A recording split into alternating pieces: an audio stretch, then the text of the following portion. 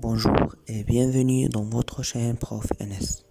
Aujourd'hui, on va traiter la première leçon de la mécanique de semestre 2 pour troisième à PIC. C'est le mouvement et repos. D'abord, comme une situation de départ. Imaginez que vous êtes assis dans une voiture arrêtée au feu rouge. À l'intérieur, vous êtes immobile, c'est-à-dire en repos. Vous ne bougez pas. Votre corps reste au même endroit dans la voiture. Le feu passe au vert. La voiture démarre doucement. Maintenant, imaginez qu'une personne est debout sur le trottoir, en dehors de la voiture, et qu'elle vous regarde à travers la vitre. Pour vous, vous êtes assis, donc immobile. Mais pour les personnes dehors, vous êtes en train de bouger, puisque la voiture s'éloigne avec vous. Alors, est-il possible d'être immobile, c'est-à-dire en repos, pour une personne et en mouvement pour une autre? Comment décrire le mouvement de cette voiture?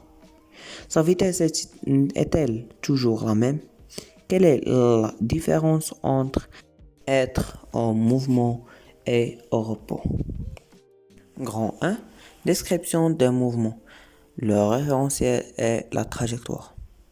D'abord, comme un petit 1, notion de référentiel. Un bus roule lentement dans une ville. Ahmed, c'est-à-dire la lettre A dans la figure, est assis dans le bus. Fatima, avec la lettre F, marche vers l'arrière du bus pour faire des signes. À Saïd, qui est au bout de la route. On précise l'état de mouvement ou de repos dans les cas suivants. On a A. Est-il en mouvement par rapport à P? Oui, elle est en mouvement. A. Est-il en mouvement par rapport à C? Oui. A. Par rapport au bus? Non. A. Par rapport à la route? Oui.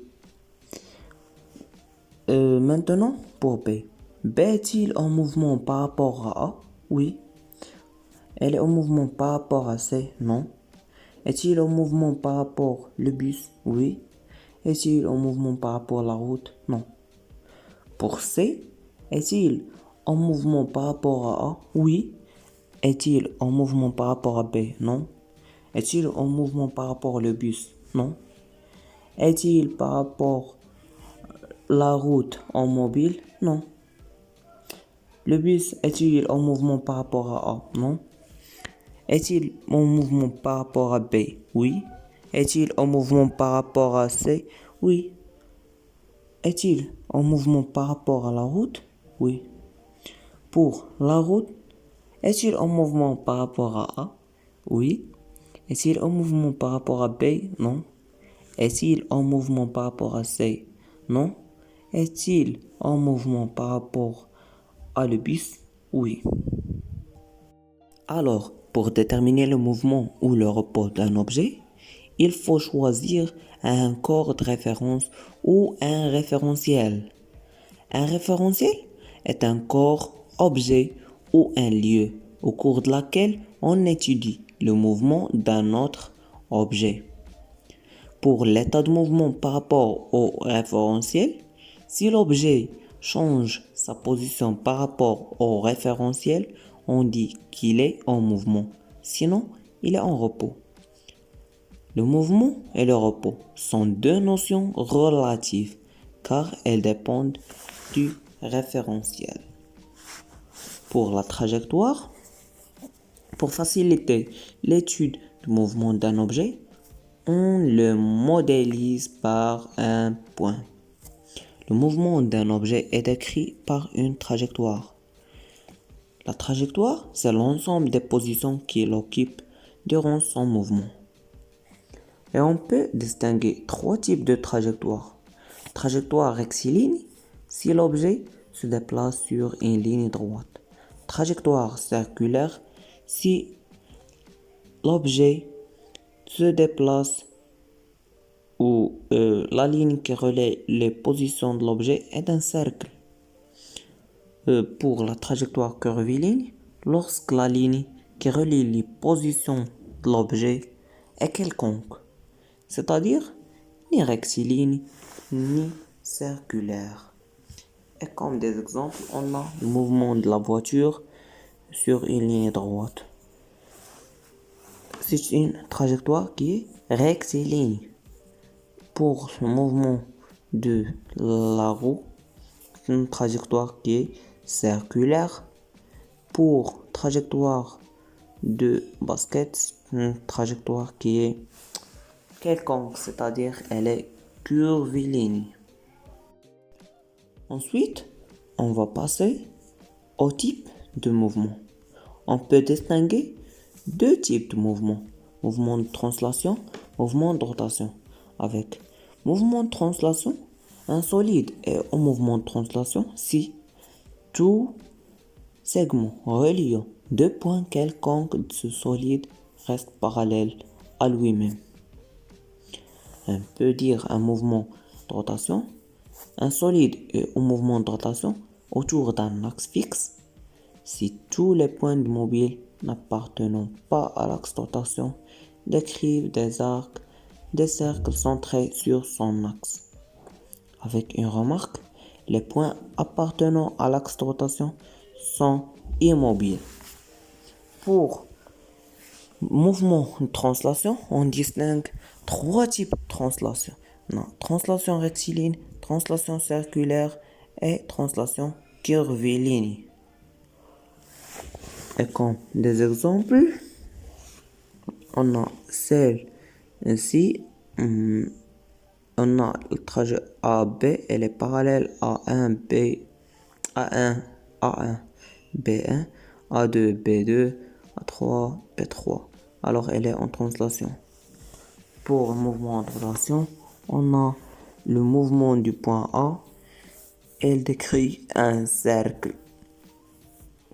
Et pour les types de trajectoires, on a translation rectiligne pour l'ascenseur, translation curviligne pour un verre et translation circulaire pour une roue. Alors, on passe à la vitesse moyenne. La vitesse moyenne d'un mobile est égale au quotient de la distance d parcourue par la durée delta t. Comme on a dans le contour de la voiture, on a un kilométrage de la voiture en kilomètres par heure, comme on voit dans cette image-là. Alors, V est égal à D sur delta t, avec D en mètres et delta t en secondes. Alors que V elle est en mètres par seconde, ou on peut dire mètres seconde moins 1. Et on a d'autres unités de la vitesse comme kilomètres par heure. Et quand on passe de mètres par seconde en kilomètres par heure, on multiplie fois 3,6. Et quand on passe de kilomètres par heure vers mètres par seconde, on divise par 3,6. Comme une petite démonstration, on a 1 km par heure est égal. 1 km est égal 1000 mètres sur 1 heure est égal 3600 secondes, qui est égal à 1 sur 3,6 mètres par seconde, comme on a dit déjà. Ensuite, on fait un exercice d'application. Une voiture parcourit la distance entre Angers et Ceuta en 30 minutes. Et une autre parcourt la même distance mais de Ceuta à Tanger en 1 heure. Calculez la vitesse moyenne de chaque voiture en km par heure, puis en mètres par seconde. On sait que V est égal à D sur delta T. Pour la voiture C, on a la distance est égale 45 km et delta T est égal 30 minutes. Alors, V est égal à 45 km sur 30 minutes. 30 minutes, on va transformer en heures. Alors, on va diviser sur 60, d'où elle devient 45 fois 60 sur 30 est égal à 90 km par heure. Et on va la convertir en mètres par seconde. Donc, vitesse est égale 90 sur 3,6 qui est égal à 25 mètres par seconde. Pour la voiture D, on a la distance, c'est la même, qui est égale à 45 km. Et on a delta T est égal à 1 heure. Alors, V est égal à 45 sur 1, qui est égal à 45 km par heure. D'où V est égal à 45 sur 3,6, qui est égal à 12,5 mètres par seconde. Et on passe au mouvement uniforme, accéléré et retardé. Pour déterminer la nature du mouvement d'un solide, il faut préciser comment varie la vitesse du corps au cours du temps. Si la vitesse est constante, comme on a dans ce schéma-là, on dit que le mouvement est uniforme. Et si la vitesse augmente, comme on dit que le mouvement est accéléré. Si la vitesse diminue, on dit que le mouvement est retardé. C'est simple. Alors on passe au danger de la vitesse et sécurité routière. Pour la vitesse excessive. La vitesse excessive et le non-respect du code de la rue sont des facteurs affectant la sécurité routière. Les accidents sont souvent causés par l'incapacité des conducteurs de s'arrêter à temps avant une collision en raison d'une vitesse excessive, du manque d'attention ou du manque de sommeil pendant la conduite. Et quand on a dans cette figure-là, on a un risque de 20% de risque de décès à 50 km par heure et 60% de risque de décès à 80 km par heure. C'est-à-dire, il faut attention quand on conduit. On parle alors de la phase d'arrêt. La phase d'arrêt, quand on voit dans ce schéma-là, on a une phase de réaction plus la phase de freinage. La distance d'arrêt. La distance d'arrêt, DA, est la distance parcourue par la voiture entre le moment où le conducteur voit le danger, distance de réaction, et le moment où la voiture s'arrête, distance de freinage. Alors, distance d'arrêt DA est égale DR plus DF. Avec DR, c'est la distance de réaction, qui est égale à la vitesse fois le temps de réaction.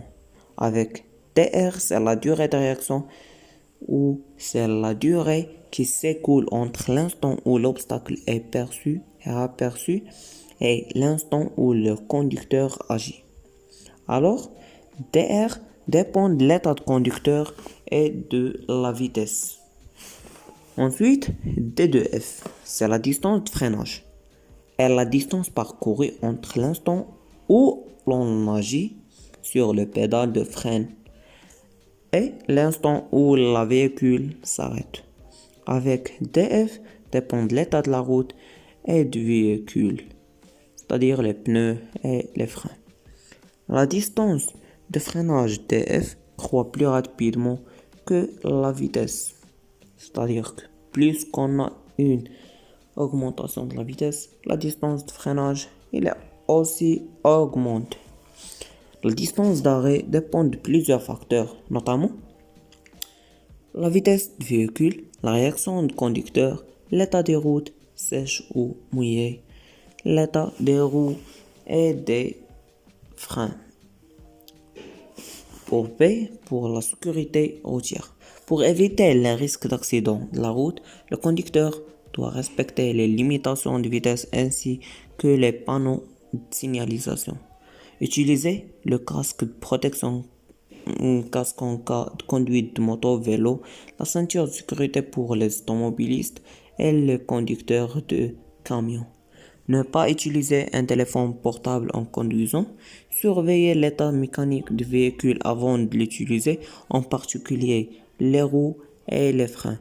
Évitez de conduire si vous prenez des médicaments et des substances qui affectent la concentration et qui peuvent provoquer le sommeil.